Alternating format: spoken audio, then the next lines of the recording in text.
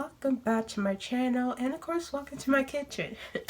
So in this video we're going to do a DIY food 2020. So if you guys know, we're doing tie-dye food, but last time we did the tie-dye pancakes. If you guys haven't seen it, I will definitely put it in the description below. And for that, we're doing a waffle tie-dye this time. So I'm gonna grab my ingredients. So the ingredients I'm gonna use is the pancake mix, which is so that's what it is. And I got two separate bowls that I'm gonna do DIY for tie-dye color. I also have a waffle maker back here, and I'm gonna use a mixing bowl for that. So we could get this thing started. If you're ready, then let's go. Okay, in case you guys didn't notice, I have to grab some ingredients from the fridge and cabinet.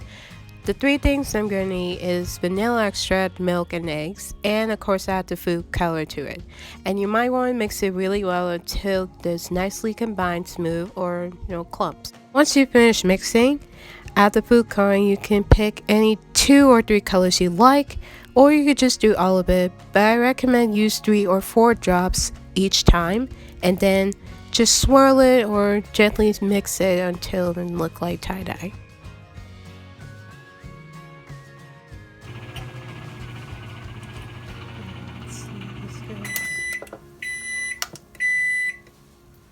I know it's leaking, so this is what it looked like. Well guys, I hope you enjoyed this video. If you do, make sure you give this video a thumbs up and comment below what were your favorite colors and what you think in this video.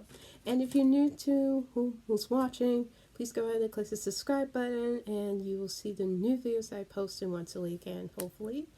And I've been looking forward to see you guys in the next video. You guys have a amazing day. Love y'all and bye.